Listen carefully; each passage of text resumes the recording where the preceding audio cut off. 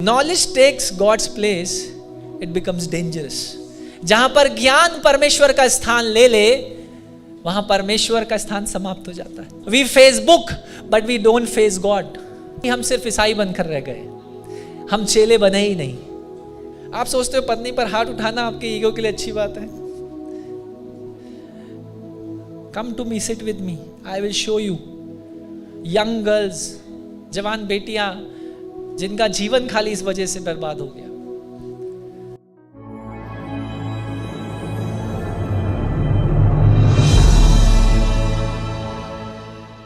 मत्ती रचित सुसमाचार उसका 16वां अध्याय 24वां वचन से मैं पढ़ूंगा.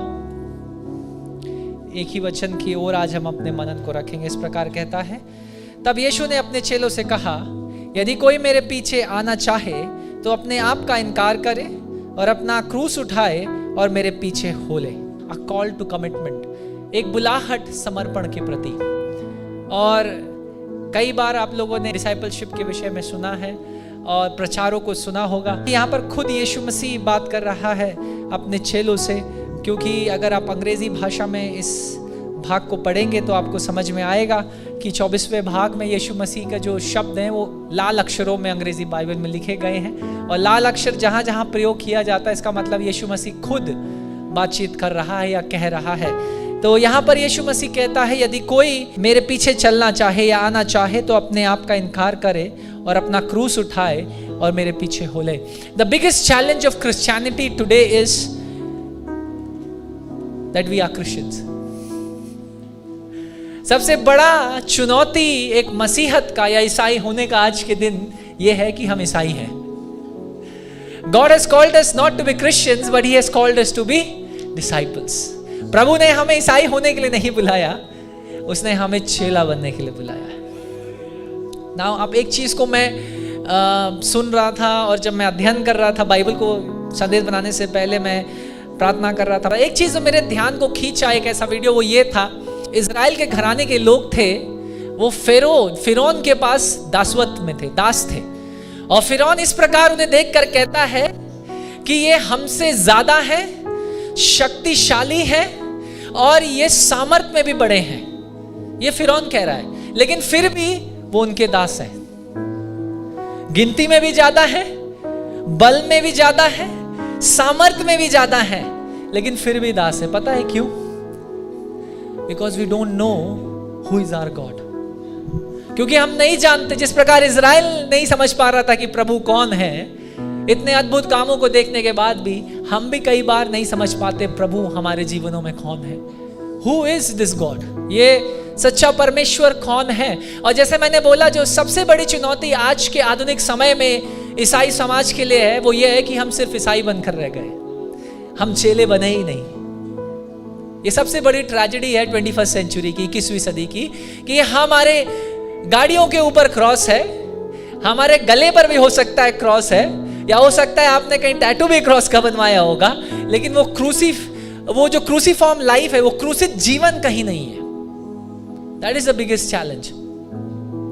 सो एक लेखक इस प्रकार लिखते हैं, रिचर्ड फॉस्टर, जिनको हम लोग थियोलॉजिकल वर्ल्ड में हम लोग उनको आत्मिक गुरु के रूप में जानते हैं. स्पिरिचुअल फॉर्मेशन के विषय में वो लिखते हैं, आत्मिक जीवन के विषय में इस प्रकार लिखते हैं, the biggest curse of Christianity today is superficiality. सबसे बड़ा श्राप जो ईसाइयों के लिए, मसीहियों के लिए आज के दिन है, वो दिखावा है. हम दिखावटी मसीह हैं. हमारे जीवनों में क्या सच में मसीह है या नहीं है? सो इसीलिए आज की सुबह का ये जो वचन है, इसको मैं शीर्षक रखना चाहता हूं, एक बुलाहट समर्पण के प्रति, अ कॉल टू कमिटमेंट. मैं अपने आप से भी सवाल पूछ रहा था, क्या ऐसी कमी मेरे अंदर तो नहीं है, अब मेरे पत्नी के जीवन में तो नहीं है? क्या हम अपने बेटे को सही तरीके से तैयार कर रहे हैं उसका चेला बनने के लिए? क्या हमारे जीवनों से उसको मसीह दिखता है कि नहीं? यहां पर एक वचन के अंदर 4 बातों को यीशु मसीह स्पष्ट रीति से बताता है. अंग्रेजी भाषा में इस प्रकार लिखा है, Then Jesus said to his disciples, whoever wants to be my disciple. जो कोई मेरे पीछे चलना चाहे. यूनानी भाषा में कई बार या हिंदी भाषा में लिखा है जो कोई मेरे पीछे चलना चाहे. यहाँ डिसाइपल शब्द का प्रयोग ही नहीं हुआ.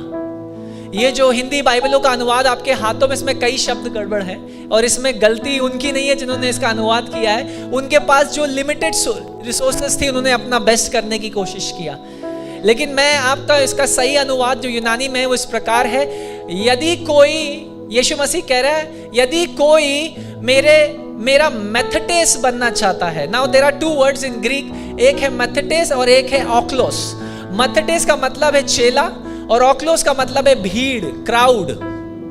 और बार बार यीशु मसीह ना, जो यूहन्ना है, मत्ती है, जानबूझकर शब्दों को खेल रहे हैं। जब आप बाइबल को यूनानी में पढ़ेंगे तब समझ में आएगा, शब्दों का खेल है जानबूझ करके।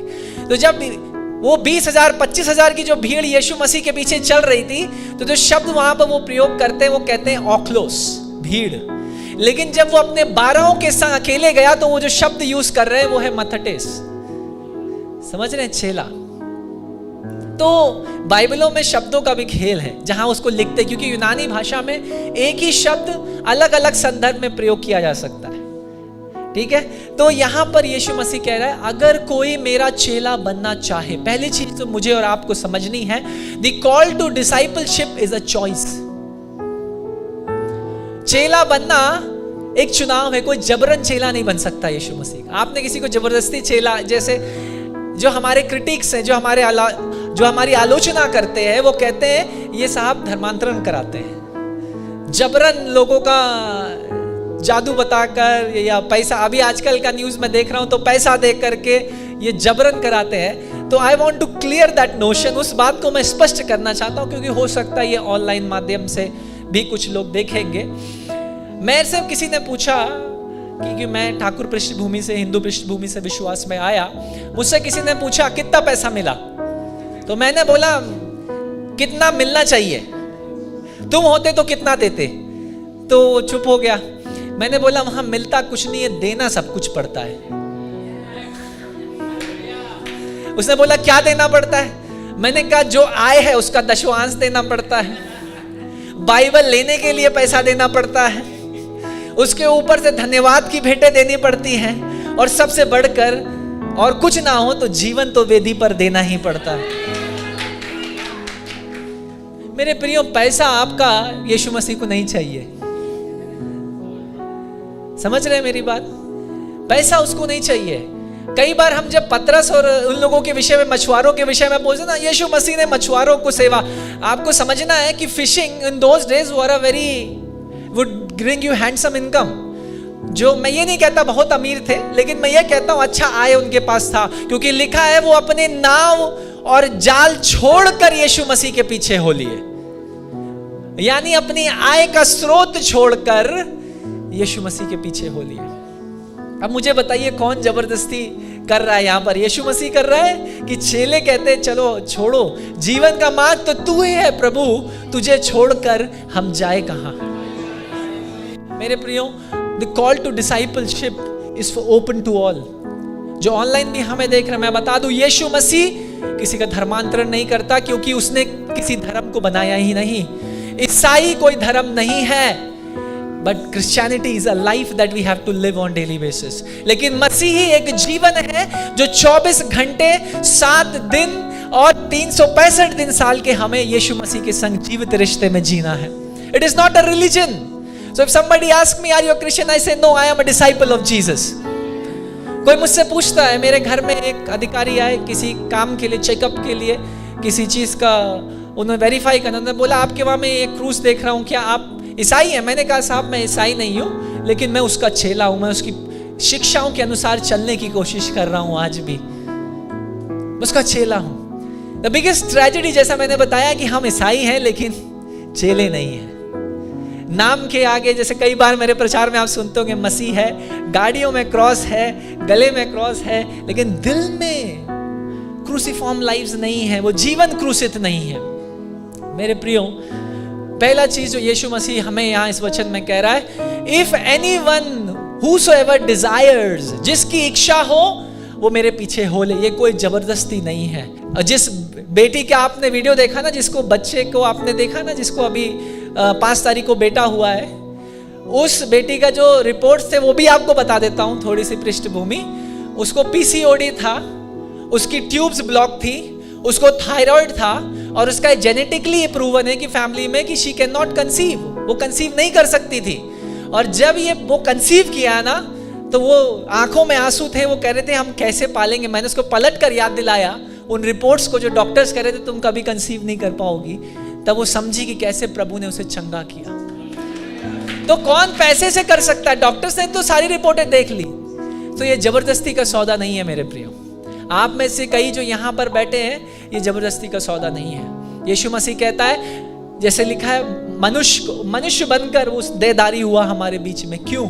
ताकि हम पिता की महिमा को देखने पाए। अगर वो ना आता तो हम पिता को जान ही ना पाते कि पिता का हृदय है कैसा, है ना। यीशु मसीह इसलिए मनुष्य बनकर नीचे आया कि हमारे पापों के लिए बलिदान हो जाए। ये जबरन का सौदा नहीं। कहता है whosoever believes in him, जो कोई उस पर विश्वास करे उसका नाश ना हो लेकिन वो अनंत जीवन पाए। और इसीलिए मसीह की कलीसिया क्या है? जैसे एक गीत हम गाते हैं, पंडित मूर्ख और गवार मुझे प्यारा लगत है, उसके भवन में सबका स्वागत है। तो मुझे और आपको समझना है कि ये जो पुकार है चेला बनने के लिए या यीशु मसीह का अनुयायी बनने के लिए, ये जबरदस्ती का सौदा नहीं है। तो 3 बातों को आपको और मुझे करना ही है। पहली चीज मैंने बताया कि ये जबरन का सौदा नहीं से, जो कोई मेरे पीछे चलना चाहे, यानी सबका स्वागत है। आज की सुबह जो हमें ऑनलाइन देखते हैं, मैं आपका भी स्वागत करता हूं। ये मंदिर, ये भवन सबके लिए खुला है। कोई भी आ जाए और प्रभु की आराधना यहां कर सकता है। हम किसी को नहीं रोकेंगे, कोई भी आ सकता है, राइट। क्योंकि मसीह कहता है जो कोई मेरे पीछे होना चाहे वो आए मेरे पीछे और देखे कि मैं क्या कर कर दिखाता हूं। हालेलुया। और यही आप में से कईयों की गवाही है। जो कोई नहीं कर पाया वो मसीह ने मेरे जीवन में कर दिया। हालेलुया। जो आदत मैं 14 साल से नहीं छोड़ पाया, वो एक मसीह ने एक झटके में, एक प्रार्थना से मुझे बदल दिया। यही तो गवाही है। कौन डॉक्टर कर सकता है? कौन सा पैसा कर सकता है? मेरे प्रियो, the call to discipleship is not force but it's a choice. ये एक चुनाव है यीशु मसीह का चेला बनने के लिए। तो पहली चीज, अगर आप और मैं यीशु मसीह का चेला बनना चाहते हैं, if we want to journey with him as a disciple, हम उसके संग चेला या चेली बनना चाहते हैं, तो पहला चीज क्या करना है? Deny yourself. अपने आप का इनकार कर दे, अपने आप को त्याग दे। अब मैं यूनानी में नहीं जाना चाहता हूं क्योंकि मेरे को यूनानी पढ़ाने यहाँ कोई मतलब नहीं, कोई ज़रूरत नहीं है। लेकिन जो शब्द मतलब जिसका प्रयोग हुआ है इनकार या त्यागना, उसका मतलब है अपने आप को डिसोन करना।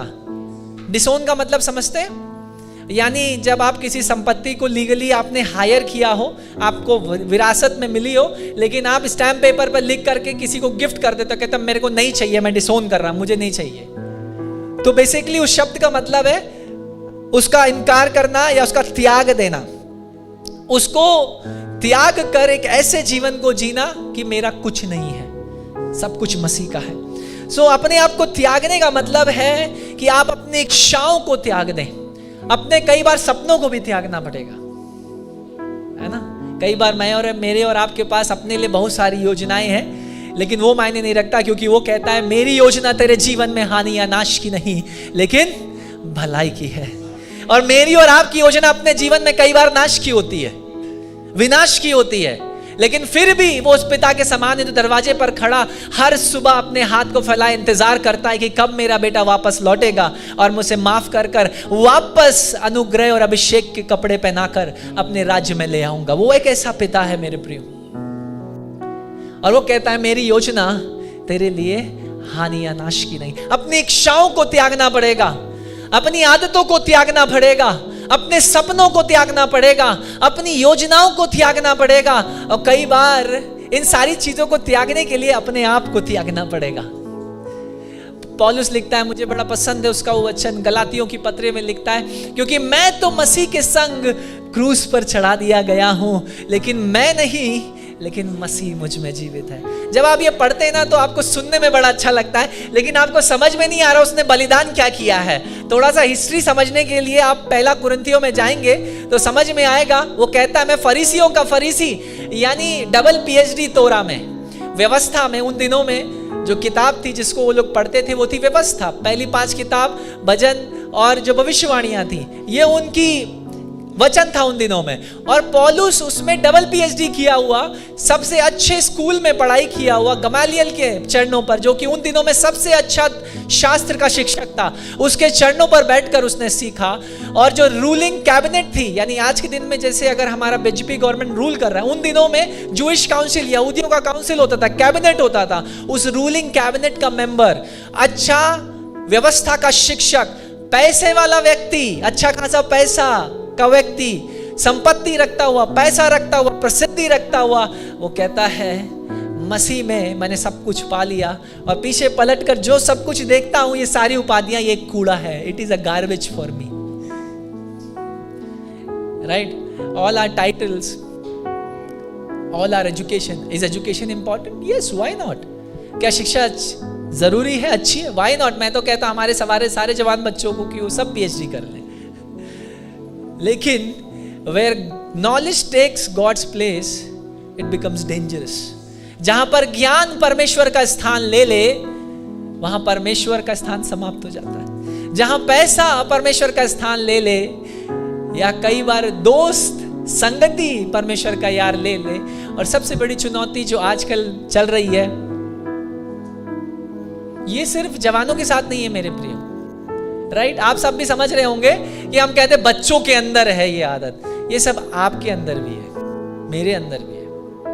आपका कितना स्क्रीन टाइम है?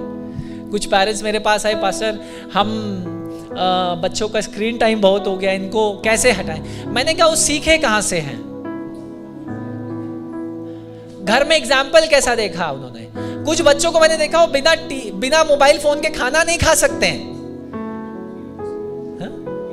किसने दिया वो मोबाइल उनको खाना खिलाने के लिए?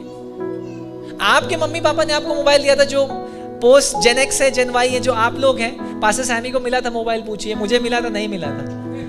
मेरे खाते तो ठीक है, वरना राइट। और हम सोचते हैं कि हम बच्चों की मदद कर रहे हैं, लेकिन you are feeding them poison. आप उन्हें जहर खिला रहे हैं। 4 घंटा स्क्रीन टाइम 10 ग्राम कोकीन के बराबर है। अगर आप ये रिसर्च नहीं पढ़ रहे हैं, मैं, मेरा वाइफ जवानों के संग सेवा में इन्वॉल्व है, तो हम लोग अपने आप को अपडेट करने की कोशिश कर रहे हैं हर दिन, टू बी अपडेटेड कि जेन अल्फा में, जेन जी में और जेन बीटा में अगले साल क्या होगा। समझ रहे हैं आप? 5 घंटे का स्क्रीन टाइम अगर बच्चे का है, उस बच्चे को कोई नशा करने की जरूरत नहीं है, आपने उसे 10 ग्राम कोकीन दे दिया है। और अगर आप किसी नशेड़ी से पूछेंगे तो वो बताएगा कि कोकीन से अच्छा नशा सबसे गहरा नशों में से एक है। मेरे प्रियो, ये सब त्यागना पड़ेगा। अगर घरों में ये माहौल है तो बदलना पड़ेगा। और कुछ समय कठिनाई होगी, शुरुआत में कठिनाई होगी, क्योंकि बचपन से अगर वो सही कर लेता तो नहीं होता, लेकिन प्रभु अनुग्रह देगा। Hallelujah. Raise them with prayer every morning, कि वो देखे कि मेरे माँ बाप प्रार्थना करते हैं, वो ये देखने पाए। ये नहीं कि सुबह उठते ही हम मोबाइल देखते हैं। लाइक मैं बच्चों से कहता हूं, we Facebook but we don't face God. Right? हम लोग फेसबुक करते हैं, लेकिन फेसिंग गॉड नहीं होता है हमारे जीवन में। गॉड को आमना सामना करने के लिए समय नहीं है मेरे प्रियो।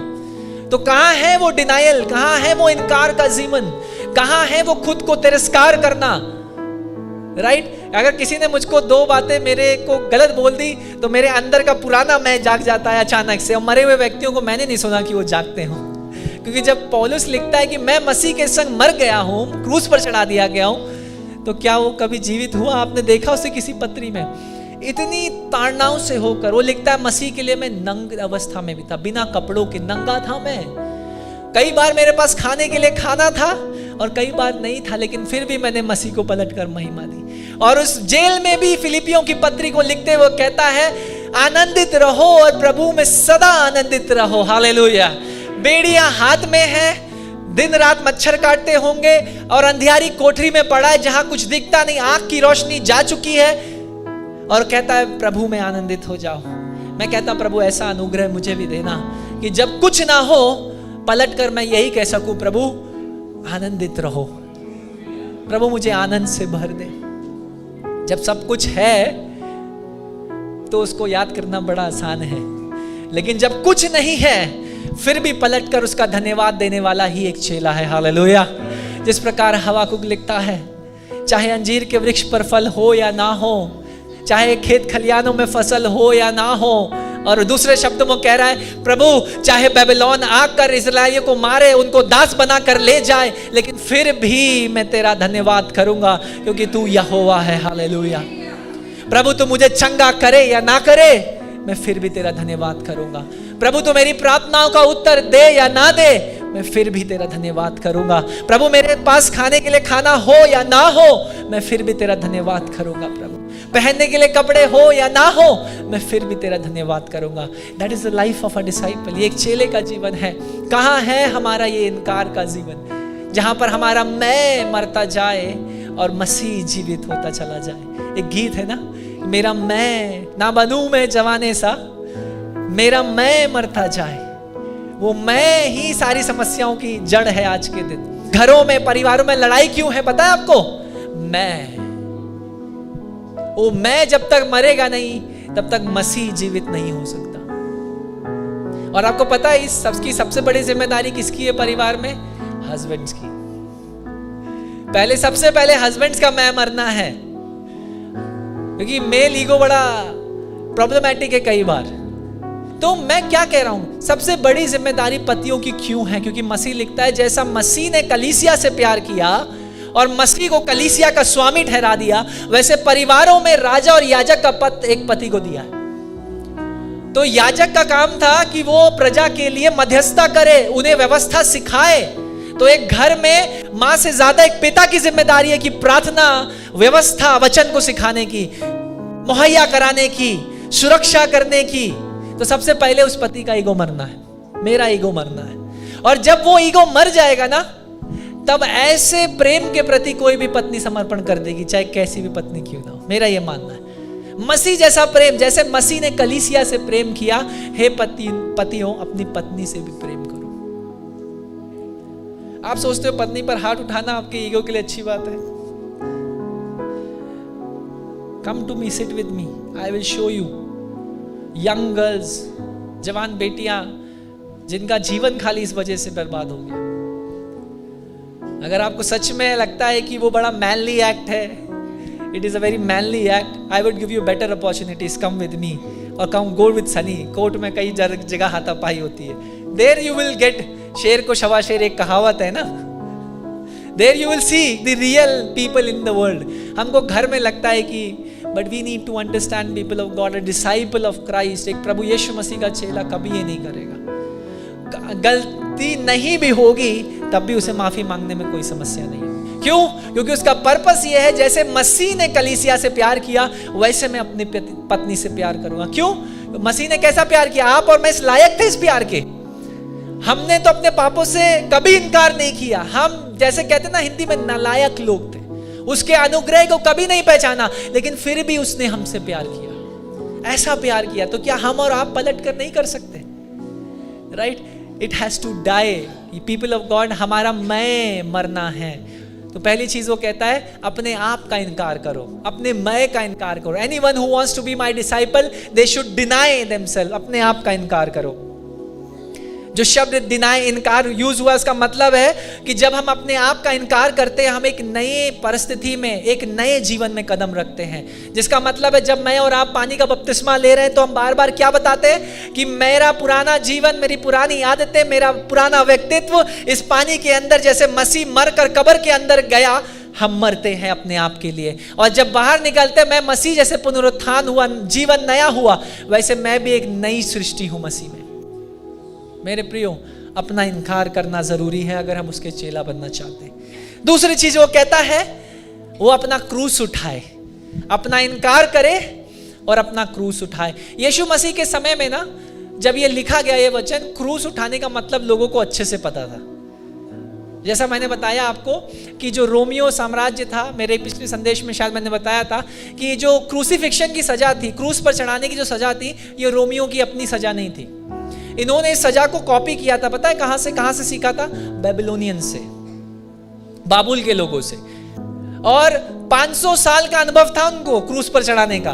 तो जो लोग ये कहते हैं मसीह क्रूस पर मरा नहीं था, जो क्रिटिक्स हैं, आलोचक है, वो कहते हैं डिफेंड करने के लिए कि मसीह नहीं क्रूस पर मरा था, उनको ये समझना पड़ेगा कि 500 साल की प्रैक्टिस है उनके पास क्रूसिफिक्शन की। उनको पता है कौन मरा है, कौन नहीं मरा है। इसीलिए वो भाला मार के बगल से देखते हैं कि सिर्फ पानी बाहर निकलता। समझ रहे हैं आप? तो उन दिनों में जब ये लिखा गया ये वचन, तो लोगों को समझ में आ रहा था कि यदि कोई मसीह का पीछे चलना चाहे तो अपना इनकार कर कर अपना क्रूस उठाए। दूसरा स्टेप है, दूसरा प्रक्रिया इसमें है, अपना इनकार करने के बाद आपको क्रूस उठाना पड़ेगा। क्रूस उठाने का मतलब क्या था उन दिनों में? क्रूस था शर्म का स्थान, पीड़ा का स्थान, दर्द का स्थान, सबसे घटिया प्रकार के क्रिमिनल्स को, दुष्कर्मियों को उस क्रूस पर सजा दी जाती थी। कोई महिमा का स्थान नहीं था वो। सबसे भयानक सजाओं में से एक सजा थी रोमियो साम्राज्य के अंदर, वो था क्रूसिफिक्शन, क्रूस पर चढ़ाया जाना। वहां पर डाकू, डकैत और चोरी करने वाले, ऐसे लोग जो क्रूर थे, हत्याएं करी थी, ऐसे लोगों को चढ़ाया जाता था।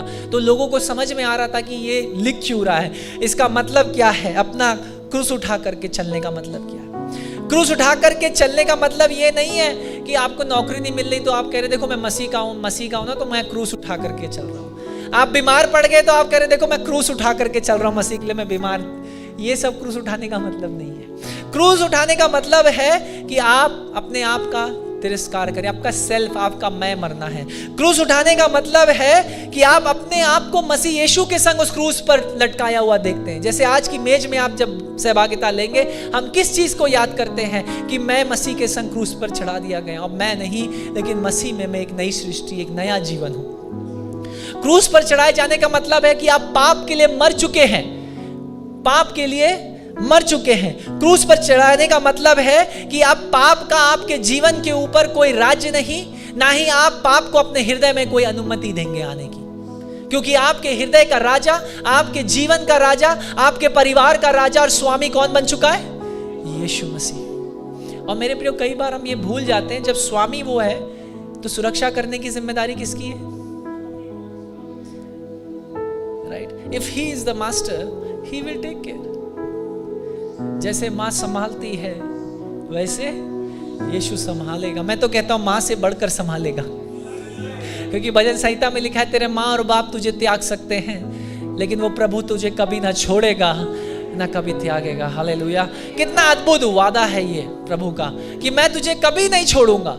सब छोड़ सकते हैं लेकिन मैं कभी नहीं छोड़ूंगा। मेरे प्रियो, क्रूस पर चढ़ाए जाने का, अपना क्रूस उठाने का मतलब है कि हम अपने शरीर को, अपने प्राण को, अपनी आत्मा को प्रभु यीशु मसीह को समर्पित कर दे, ताकि हमारे शरीर का हर एक काम उसकी धार्मिकता और उसकी महिमा को प्रकट करने पाए। क्रूसित जीवनों को जीने के लिए बुलाया है प्रभु यीशु मसीह ने। उसने कहा यदि कोई मेरे पीछे चलना चाहे वो अपना इनकार करे, क्रूस उठाए और मेरे पीछे हो ले। तीसरा चीज वो कहता है, जब आप अपना इनकार कर देंगे, अपना क्रूस उठाने के लिए तैयार है, यानी हर दर्द, हर पीड़ा से होकर जाने के लिए तैयार है मेरे लिए। यीशु मसीह कहता तरह तरह के दर्द आएंगे, दुख आएंगे, गम आएंगे। अगर कोई ऐसा कहता है कि मसीह जीवन तो गुलाबों का बिस्तर है, सब चीजें अच्छी हो जाएंगी, वो आपको झूठा सुसमाचार दे रहा है मेरे प्रियो।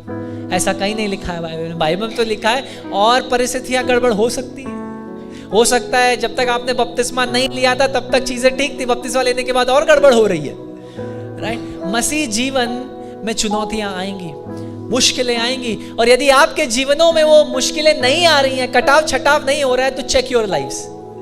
क्योंकि बाइबल में लिखा है जिनको वो अपना बेटा और बेटी कहकर ग्रहण करता है उन्हें ताड़ना भी देता है, उन्हें कोड़े भी लगाता है। और जिनको कोड़े नहीं लगा रहा है, जो शब्द यूज हुआ है यूनानी में बड़ा ही स्ट्रॉन्ग शब्द है, कठोर शब्द है, वो लिखा हुआ है अंग्रेजी भाषा में, दे आर इलेजिटिमेट चाइल्ड, जो यूनानी भाषा में जिसका मतलब है कि वो गलत रिश्ते की पैदाइश है। जिनको प्रभु ताड़ना नहीं दे रहा है, जिनको काट छाट नहीं रहा है, जिनको अनुशासित नहीं कर रहा, उनके जीवन में अगर ताड़ना नहीं आ रही प्रभु की ओर से, तो वो किसकी संतान है? वो प्रभु की संतान नहीं है। तो मेरे प्रियो, जब आपके पास अनुशासन आए परमेश्वर से, कन्विक्शन आए, पवित्र आत्मा आपको कायल करे किसी गलत काम के लिए, कभी भी क्षमा मांगने से पछताना, पीछे नहीं होना, तुरंत प्रभु से कहना हाँ प्रभु ये मेरी गलती थी। बहानों में नहीं लगना है। कलीसिया के अंदर सबसे बड़ी दूसरी समस्या ये है, जब पासवान किसी को करेक्ट करने की, अनुशासित करने की कोशिश करते हैं, हमारे पास पहले से एक सेल्फ डिफेंस वॉल आ जाती है, हम क्रिएट कर ले, ये मैंने इसलिए किया क्योंकि इसलिए करना पड़ा। मेरे प्रियो, बाइबल में सीधा सीधा लिखा है, इसके लिए आगे इसलिए और इसलिए नहीं चलेगा ऊपर स्वर्ग में। और इसीलिए मत्ती में लिखा है, उस दिन वो मुझसे कहेंगे, प्रभु हमने तेरे नाम में प्रचार किया और हजारों आत्माओं को बचाया। प्रभु हमने भविष्यवाणियां करी, वो पूरी हो गई। प्रभु मैंने संडे स्कूल के बच्चों को पढ़ाया। प्रभु चिन्ह और चमत्कार किए। प्रभु मैंने मुर्दों को तेरे नाम में जिंदा किया। और प्रभु कहेगा, दूर हट, मैं तुझको नहीं जानता। इसका मतलब इसमें भविष्यवक्ता भी है, सुसमाचार प्रचारक भी है, पास्टर्स भी है, इवेंजलिस्ट भी है, बिशप्स भी होंगे। प्रभु उनसे कहेगा उस दिन, न्याय के दिन, मैं तुम्हें नहीं जानता, दूर हटो। That means your works will not save you. आपके काम आपको नहीं बचाएंगे। क्या बचाएगा?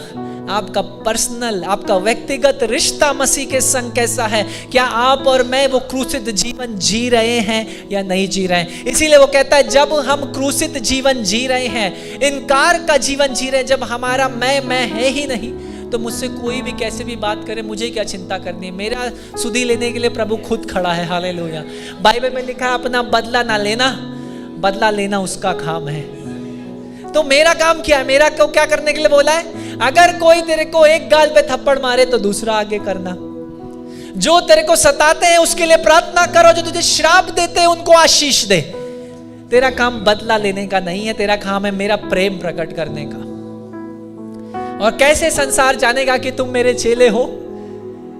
जो प्रेम तुम प्रकट करोगे, तब संसार जानेगा कि तुम मेरे चेले हो। मेरे प्रियो, जैसा मैंने आपको बताया, आजकल हम झंझनाता झांझ बन चुके हैं। आवाज बहुत है, पहला कुरिन्थियों 13वां अध्याय, लेकिन प्रेम नहीं है। The biggest challenge of Christianity, जैसा मैंने बोला, हम ईसाई बन गए। आई एम चैलेंजिंग यू, मैं आपको चुनौती देता हूं, ईसाई मत बनिए, चेला बन जाइए। सरनेम कैसा भी हो मायने नहीं रखता, जीवन में मसीह है या नहीं ये मायने रखता है। हालेलुया। मैं आपको चुनौती दे रहा हूं। तीसरी चीज वो कहता है, वो फॉलो मी, मेरे पीछे हो ले। वो अपना तिरस्कार करे, अपना इनकार करे, अपना क्रूस उठाए और मेरे पीछे फॉलो मी। फॉलो का मतलब है a constant relationship, an active relationship with Jesus. यानी वो आगे चल रहा है। आप कैसे किसी को फॉलो करते हैं? किसी को फॉलो कैसे करेंगे?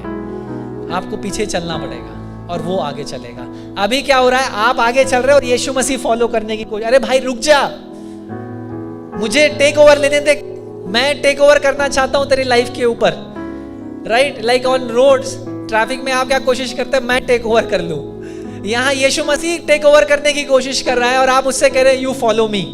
लेकिन यहां पर वो कहता है, जब मैं और आप इनकार का जीवन जिएंगे, क्रूसित जीवन जिएंगे, क्रूस उठाकर का एक जीवन जिएंगे, तब वो आगे आगे चलेगा और हम पीछे हो लेंगे। जहां वो हमें ले जाएगा हम जाएंगे, क्योंकि बाइबल में लिखा है हरी चराइयों में वो हमें लेकर के जाएगा। वो ऐसा चरवाहा है, वो जानता है कि कहां वो जीवित जल हमें पीने के लिए मिलेगा और वो जानता है कहां से हमें बच के रहना है। मेरे प्रियो, हर खुला दरवाजा परमेश्वर की ओर से नहीं है। Specially to all the young people here this morning, हर खुला दरवाजा मसीह की ओर से नहीं है। कई सारे दरवाजे शैतान भी खोलता है और वो इसीलिए खोलता है क्योंकि वो जानता है कि ये दे दूंगा तो I will have control over his life, मैं इसके जीवन पर नियंत्रित कर पाऊंगा।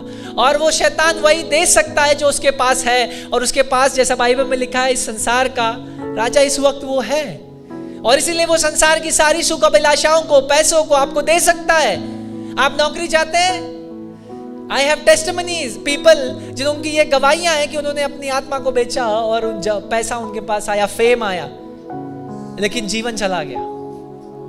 समझ रहे हैं? Satan can give that। लेकिन बाइबल में लिखा है, greater is he who is inside of you than the one who is in the world। जो तुम्हारे भीतर है वो उससे कहीं बढ़कर है जो इस संसार में मौजूद है। हालेलुया।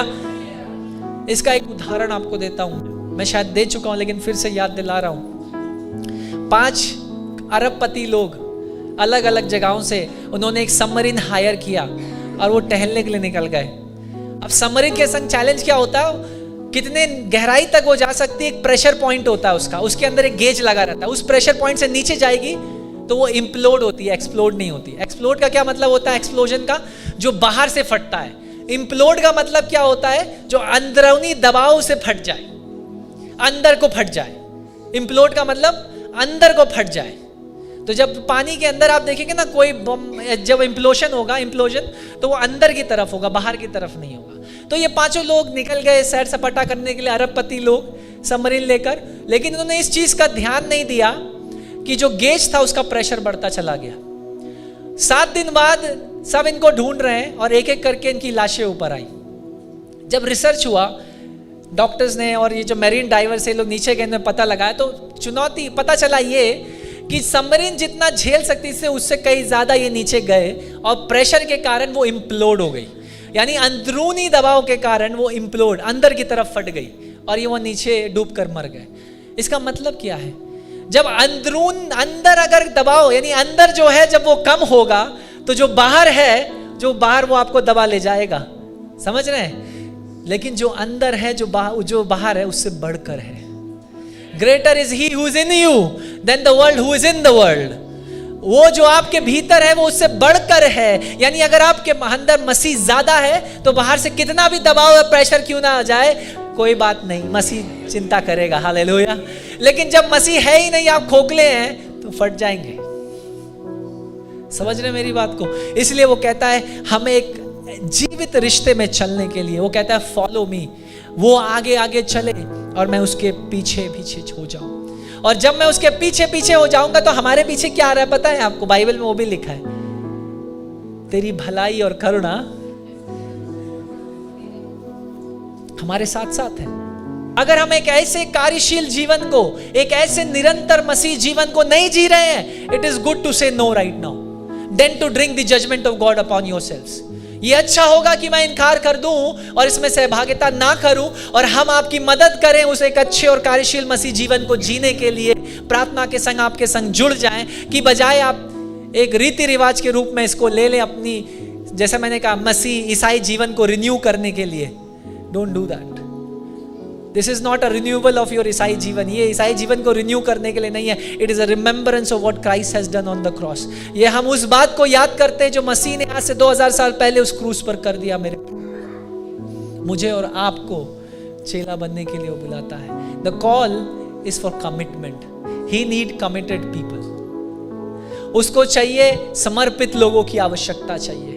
उसको ऐसे लोग नहीं चाहिए जो नाम से मसीह हो, नामधारी, लेकिन काम से पता चल जाता है वो कैसे हैं। ईसाई बनने के लिए नहीं, हमें चेला बनने के लिए बुलाया है। हालेलुया।